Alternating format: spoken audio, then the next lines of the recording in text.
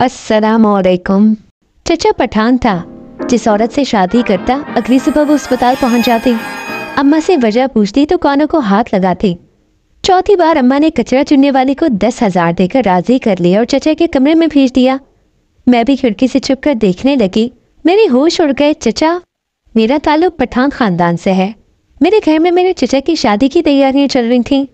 हम सब कज़नें चचा की शादी के लिए बहुत पुरजोश थीं। कपड़े, जूते, चूड़ियां, मेहंदी, ये सारे शौक हमें शादी के फंक्शन पर ही तो पूरा करने का मौका मिलता था। हमारे खानदान में कवारी लड़कियों का सजना सबन्ना मायूब समझा जाता था, लेकिन जब भी को खुशी का मौका होता तो किसी हद तक हमें रियायत होती थी और हम उस रियायत से खूब फायदा उठाते थे। किन किन के दिन गुजारे और चचा की शादी का दिन भी आन पहुंचा। ये बारात वाला दिन था। हमने पास ही दूसरे गांव में से अपनी चची को लेने जाना था। नई दुल्हन चची को देखने का बड़ा शौक था। सुबह के वक्त सब अपनी तैयारियों में मगन थे। सब खुश नजर आ रहे थे, मगर मेरे दुल्हा चचा किसी भी काम में हिस्सा नहीं ले रहे थे। लग ही नहीं रहा था कि उनकी शादी है। बारात जाने का वक्त हो गया मगर वो अभी तक तैयार भी नहीं हुए थे। मेरी पुपियों ने मिन्नतें करके उन्हें तैयार होने का कहा, फिर जाकर वो तैयार हुए और यूं हम दूसरे गांव दुल्हन को ब्याने पहुंच गए। चचा का निकाह हुआ। बाकी सारी रस्में अदा करने के बाद हम चची को घर ले आए। उस सारी तकरीब में मैंने चचा को कभी मुस्कुराते तक न देखा। यूं लगता था जैसे किसी ने जबरदस्ती पकड़ कर बिठाया हो, बल्कि वो शादी पर खुश ही नहीं हो। घर वापस आए तो फिर से रस्मों का तवील सिलसिला शुरू हो गया। हम बच्चे तो सो गए, पता नहीं कब ये सिलसिला खत्म हुआ होगा। सुबह जब उठे तो सबसे पहले दुल्हन चचे को देखने का दिल चाहा। वह चचा के कमरे में गई तो वहां चचा अकेले सोए हुए थे। अम्मा किचन में काम कर रही थीं। अम्मा के पास गई, पूछा, अम्मा दुल्हन चची कहाँ है? अम्मा खामोश रहीं। मैंने बार बार पूछा तो मुझे डांट के भगा दिया। हम सब बच्चे हैरान थे कि रात को तो दुल्हन लेकर आए थे, अब वो कहाँ चली गई। घर में सब परेशान थे सिवाय मेरे चचा के। वो बहुत मुतमईन और पुरसुकून थे। उनके चेहरे से ऐसा लग रहा था जैसे कुछ हुआ ही नहीं, मगर घर वालों को देख के लगता था कि कोई कहानी जरूर है। 2 साल पहले भी चचा की शादी हुई थी। अगली सुबह वो वाली दुल्हन भी हमें नजर नहीं आई थी। पता नहीं चचा की दुल्हनें कहाँ चली जाती थी और फिर कभी आती भी नहीं थी। चचा की शादी के 5वें दिन दुल्हन चचे के घर वाले हमारे घर आए। हम सब एक ही कमरे में बैठे थे, मगर हम बच्चों को कमरे में ना बैठने दिया गया। हम भी कहाँ सुधरने वाले थे। कमरे के बाहर जाकर छुप गए और सारी बातें सुनने लगे। दुल्हन चचे के घर वाले तलाक का मुतालबा कर रहे थे।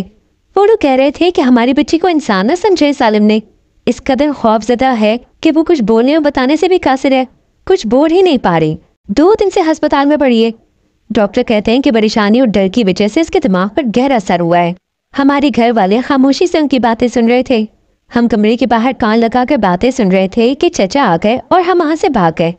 चचा अंदर गए तो क्या बात हुई पता नहीं, लेकिन अम्मा बताती हैं कि चचा ने चची को तलाक दे दी। इस तरह चचा की दूसरी शादी भी पायदार साबित न हुई और चंद दिनों में खत्म हो गई। मगर इस बात से चचा पर कोई असर नहीं हुआ था। वो वैसे ही खुश थे जैसे पहले होते थे। लेकिन पता नहीं क्यों जब भी उनकी शादी की बात आती तो वो गुस्सा करने लगते। उनका मिजाज खराब हो जाता। इस वाक़े के चंद साल बाद फिर से चचा की शादी की बातें होने लगी थीं। चचा ने कभी भी दिलचस्पी नहीं दिखाई थी। जब कोई ऐसी बात होती तो वो उठकर चले जाते। अब मैं भी बड़ी हो गई थी। लोगों के रवैये और अंदाज खूब समझने लगी थी। शादी के नाम पर चचा का रवैया बहुत अजीब लगता था। बाकी मर्द जैसे शादी के नाम पर खिल उठते हैं, वो बुझ जाते थे। ऐसे लगता था कि वो शादी नाम से ही नफरत करते हैं। उन्हें शादी में कोई दिलचस्पी नहीं है। लेकिन हमारे घर में ये चीज़ किसी को नजर नहीं आती थी। मेरी दादी और पुपियाँ हर दूसरे साल मेरे चचा की शादी के लिए कमर बांधे खड़ी होती थीं। इसमें उनका भी कसूर नहीं था। वो भी चचा को बसा हुआ देखना चाहती थीं। चचा के लिए रिश्ते की तलाश फिर से शुरू हो गई थी। क्योंकि चचा की पहले 2 शादियाँ टूट चुकी थीं, तो इसलिए रिश्ता मिलने में थोड़ी मुश्किल हो रही थी। दादी और पुपियाँ कई घरों में चक्कर लगाएं, मगर कहीं से भी हाँ नहीं हुई।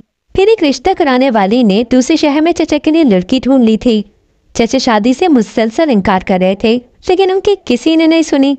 हमारे घर वाले लड़की वालों के घर गए और चचा का रिश्ता पक्का करके आ गए। यूं फिर से चचा की शादी की तैयारियां शुरू हो गईं। इस बार चचा की शादी की खुशी से ज्यादा हम ये देखने के लिए पुरजोश थे कि ये वाली दुल्हन रहेगी या वो भी दूसरे दिन चली जाएगी। चचा की शादी के दिन करीब आ रहे थे। शादी की तैयारियां उरूज पर थीं और सब अपने कामों में मगन थे। चचा सारा दिन घर नहीं आते थे। वो बस रात को घर आते, खाना खा के सो जाते और सुबह सुबह काम को निकल जाते। शादी में उनकी दिलचस्पी बिल्कुल भी नहीं थी। इस वाली शादी पे घर में भी कोई खास फर्श नहीं था। क्योंकि सब फिक्रमंद थे कि कहीं ये शादी भी खत्म ना हो जाए। घर में गहमा गहमी बिल्कुल भी नहीं थी, घुटन से तो माहौल लग रहा था। देखने में तो सब शादी की तैयारियों में बढ़ चढ़कर हिस्सा ले रहे थे, काम कर रहे थे, मगर सबके चेहरे बुझे बुझे थे। सोमवार का दिन था, 3 बजे चचा की बारात जानी थी। घर मेहमानों से भरा पड़ा था। हम सब तैयार हो गए थे, मगर चचा का अभी तक कोई पता नहीं था। घर में सब परेशान थे, चचा का नंबर भी बंद था। मुझे तो घर वालों पर गुस्सा आ रहा था और चचा के लिए बुरा लग रहा था।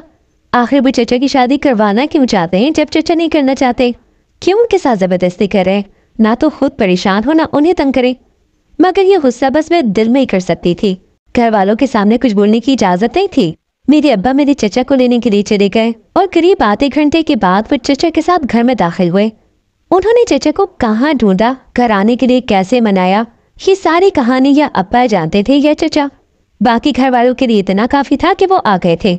यूं हम बारात लेके चची को लेने पहुंच गए। 3 घंटे का फंक्शन था। उसके बाद हम दुल्हन को लेकर घर लौट आए। इस बार कोई ज्यादा रस्में अदा नहीं की गई थी, इसलिए रात के 10 बजे तक फंक्शन खत्म हो गया। मेहमानों से घर खाली हो गया। सारे घर वाले थक चुके थे, वो भी सोने चले गए, मगर मुझे तजस्सुस से नींद नहीं आई। मैं जागती रही कि आखिर रात को ऐसा क्या होता है कि रातों रात ही दुल्हन गायब हो जाती है। मैं रात को कई बार चचा के कमरे के चक्कर लगाए, मगर मुकम्मल खामोशी थी। रात के तकरीबन 1 बजे घर में शोर से मेरी आंख खुली तो कमरे में कोई भी नहीं था। मैंने बाहर जाकर देखा तो सारे घर वाले चचा के कमरे के बाहर जमा थे। अंदर से दुल्हन की चीखों की आवाजें आ रही थीं। मेरे अब्बा चचा को दरवाजा खोलने का कह रहे थे, मगर दरवाजा नहीं खुला। आखिर अब्बा कंधे के जोर से दरवाजा खोलने लगे और दुल्हन की चीखें थम चुकी थीं। 5-6 बार की कोशिश के बाद झटके से दरवाजा खुला और अब्बा अंदर चले गए। हमने देखा तो दुल्हन कमरे में बेहोश पड़ी थी। चचा आराम से बेड पर बैठे थे। चची अभी तक शादी वाले कपड़ों में थी और जेवर भी पहने हुए थी। ना तो किसी किस्म के तशद्दुद के निशान थे, फिर चची बेहोश कैसे हो गई, ये समझने से सब कासिर थे। एम्बुलेंस को बुलाया गया और चची के घर वालों को फोन किया, वो भी आ गए और यूं हमारी तीसरी चची भी अस्पताल पहुंच गई। आखिर इसके पीछे क्या राज था? कमरे में ऐसा क्या होता था? क्यों हर आने वाली दुल्हन अस्पताल पहुंच जाती थी? मैंने ये सवाल कई बार अम्मा से भी पूछा, मगर अम्मा ने हर बार मुझे आंखें दिखाकर चुप करवा दिया। मगर मैं जानती थी कि उन्हें भी नहीं पता कि इसके पीछे क्या वजह है। इस बार भी चचा की शादी न चल सकी और तलाक हो गई। इसके बाद किसी ने चचा की शादी की कोशिश नहीं की और ना ही नाम लिया था, क्योंकि सब जानते थे कि अब किसी ने रिश्ता नहीं देना। दादी चचा के लिए परेशान थी। मोहल्ले में तरह तरह की बातें होने लगी थी। चचा के ऊपर कई तरह की बातें की जाती थी, मगर उसका असर चचा पर नहीं होता था। ऐसा लगता था कि उनकी मुराद पूरी हो गई हो। जहाँ मैं इस बात से अनजान थी कि आखिर क्या वजह है, कोई भी दुल्हन नहीं टिकती, वहीं घर वाले भी इस बात से अनजान थे। मेरी माँ को तजस्सुस हुआ तो वो इस बात की टोह में लग गई। आखिर क्या वजह है इसके पीछे? कई बार दादी से भी पूछा, मगर उन्होंने भी लाइलमी का मुजाहिरा किया। चचा से पूछने की हिम्मत किसी में भी नहीं थी, लेकिन मेरी माँ ने भी ठान दी थी कि वो मालूम करके ही रहेंगी कि इसके पीछे क्या राज है। एक रोज हमारे घर कचरा चुनने वाली है, वो भी हमारे घर होने वाले वाक़े से वाकिफ थी। अम्मा से पूछने लगी कि ऐसा क्या है जो तुम्हारे देवर की एक भी बीवी उसके साथ नहीं टिकती। मेरी माँ ने कहा कि मुझे नहीं पता।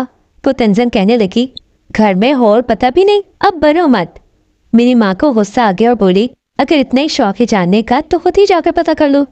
इस बात पे वो अम्मा से खूब लड़ी और मेरी अम्मा ने भी उसे खूब सुनाई और वो बड़बड़ाते हुए घर से चली गई।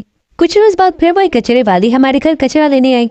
ये जो कचरे वाले होती हैं, ये बड़े शहरों में सफाई वगैरह के लिए रखी जाती हैं, ये गैर मुस्लिम होती हैं। वो भी गैर मुस्लिम थी।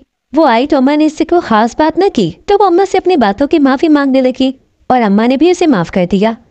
मैंने इस कचरे वाले को कहते सुना, वो कह रही थी कि मैं बातें उगलवाने का फन खूब जानती हूँ। मेरी अम्मा ने हंसते हुए कहा, अच्छा तो उगलवा के दिखा मेरे तेवर से कि इसका घर क्यों नहीं बसता। इस बात पे वो अम्मा का चेहरा थकने लगी और बोले कि दोगी 10 साल अगर ये काम कर दिए तो। मेरी अम्मा सोच में पड़ गई। वजह जानने का जुनून तो पहले ही सर पर सवार था और अब मौका भी हाथ में था। अम्मा ये मौका बिल्कुल भी नहीं गवा सकती थी और फौरन हामी भर ली। मेरी फुप्पो की बेटी की शादी थी। चचा के अलावा सब घर वाले जा रहे थे, मगर मेरी माँ की तबीयत खराब हो गई और मुझे भी अब्बा ने उनके साथ रुकने का कह दिया। लेकिन मेरी हैरत की इंतहा न रही जब सबके जाने के बाद अम्मा बिल्कुल ठीक हो गई और शाम को अम्मा ने उस कचरे वाली को बुला लिया तो मुझे पता चला कि ये सब एक बहाना था। असल वजह घर में रुकने की चचा से राज उगलवाना था। ये मालूम करना था कि आखिर उनकी शादी क्यों नहीं चलती। सारी दुल्हनें शादी की पहली रात क्यों अस्पताल पहुंच जाती हैं। उस कचरे वाली को अम्मा ने चचा के कमरे में बिठा दिया। रात को चचा आए, खाना खाने के बाद कमरे में चले गए। कमरे में क्या होता है ये देखने के लिए कमरे के पीछे वाली खिड़की से छुपकर मैं देखने लगी। चाचा जब कमरे में गए तो कमरे में कोई नहीं था। चाचा ने बल्ब बंद कर दिया और कमरे में बस अब 0 बल्ब की रोशनी थी। चाचा बेड पर लेट गए। 10 मिनट के बाद जब चाचा की आंख लग गई तो कमरे के साथ अटैच वॉशरूम का दरवाजा खुला और वो कचरे वाली बाहर आई और आकर बेड पर बैठ गई। कुछ वक्त के बाद जब चाचा को महसूस हुआ कि कमरे में उनके अलावा कोई और है तो आंख खोल कर देखा, वहां एक औरत को पाया। चाचा ये देखकर उछलकर उस कचरे वाली के पास आए और उसका गला दबोच लिया। लेकिन वो औरत मजबूत आसाब की मालिक थी। वो बिल्कुल भी न चीखी न ही डरी। चाचा उसका गला दबाने के साथ अजीब आवाजें भी निकाल रहे थे। अगर कोई आम इंसान होता तो वो आवाजें सुनकर ही आवाज खो बैठता, लेकिन वो औरत बिल्कुल भी न डरी और बोली, जो कर सकते हैं करके देख लें, लेकिन मैं ये जानकर रहूंगी कि आखिर क्यों आपकी हर दुल्हन बेहोश हो जाती है और अस्पताल पहुंच जाती है। जब चाचा को एहसास हुआ कि ये नहीं डरेगी उनसे तो उन्होंने उसे छोड़ दिया और पीछे होकर बैठ गए और बोले, बोल क्या लेने आई है और क्या चाहती है। इस पर उस कच्चे वाले ने कहा कि मुझे कुछ भी नहीं चाहिए, बस ये जानना है कि तेरी शादी क्यों नहीं चलती, क्या वजह है, क्या तू खुद नहीं चाहता कि तेरा घर बस जाए। इस पर चाचा ने कहा कि पहली बार मुझसे किसी ने कुछ पूछा है, अब तूने पूछा है तो मैं तुम्हें जरूर बताऊंगा। वो औरत ध्यान से उनकी बात सुनने लगी। चाचा ने कहा कि जब मेरी शादी की उम्र थी और घर वालों से एक लड़की के घर रिश्ता ले जाने का कहा तो घर वाले न माने। मैंने बहुत मिन्नतें की, उन्हें मनाने की कोशिश की, मगर ये कहकर मेरी बात टाल देते कि अभी इतनी उम्र नहीं है कि तू शादी का बोझ उठा सके। जिस लड़की से मैं शादी करना चाहता था, मेरे घर वालों की जिद और अना की वजह से उसकी कहीं और शादी हो गई और मेरी उम्र भी गुजरने लगी। जब मेरी उम्र 35 से ऊपर हो गई तब मेरे घर वालों को मेरी शादी का ख्याल आया और तब तक मेरी सारी ख्वाहिशें तब तोड़ चुकी थी। जिसके साथ मैं घर बसाने के ख्वाब देखता था अब वो किसी और के घर की ज़ीनत थी। इन सब हालात ने मेरा दिल शादी से बेजार कर दिया। मैं अकेला रहना चाहता था, मुझे जिंदगी में कोई भी नहीं चाहिए था। मैंने घर वालों को हर बार मना किया मगर उन्होंने मेरी नहीं सुनी। पहली शादी करवाई और मैंने उसी दिन दुल्हन को डराया और मेरी पहली शादी खत्म हो गई। मुझे लगा मेरे घर वाले इसके बाद मेरी शादी नहीं करवाएंगे, मगर उन्होंने मुझे तंग करने की ठान रखी थी। हर बार मेरी शादी की जिद पकड़ लेते। मेरे मना करने के बावजूद मेरी शादी पे शादी करवाते रहे और मैं इसी तरीके से हर दुल्हन को डराकर अपनी शादी खत्म करता गया, क्योंकि मैं नहीं चाहता था कि मेरी वजह से किसी की जिंदगी खराब हो या कोई लड़की मेरे साथ रहकर अपनी ख्वाहिशों का गला घोट दे। ये सारी बातें बताते हुए चचा अफसुर्दा हो गए और मैं खिड़की से हट गई। इस ख्याल में गुम अपने कमरे की तरफ बढ़ने लगी कि अगर घर वाले चचा की शादी उनकी पसंद की जगह करवा देते और अगर नहीं करवाई तो वक्त पे शादी करवा देते तो आज उनका घर भी बस चुका होता। मगर घर वालों की जिद की वजह से चचा ने अपनी जिंदगी के खूबसूरत दिन अकेले गुजार दिए और जब वो तन्हाई के आदी हो गए तो ये लोग उनकी जिंदगी में किसी और को लाकर उन पर जुल्म करना चाहते थे। पहले मुझे चचा जालिम लगते थे मगर अब मुझे घर वाले जालिम लग गए थे, जिन्होंने चचा की खुशियां अपनी अना की भीड़ चढ़ा दी और उन्हें इस बात का एहसास तक न था। ना ही कभी चचा की किसी ख्वाहिश का एहतराम किया, बस अपने फैसले उन पर थोपते गए। काश के घर के बड़े छोटों को समझे। अगर कहानी अच्छी लगी हो तो वीडियो को लाइक करो। मज़ीद इस तरह वीडियो देखने के लिए हमारे चैनल को सब्सक्राइब करें। मिलते हैं अगली वीडियो में। अल्लाह हाफिज़।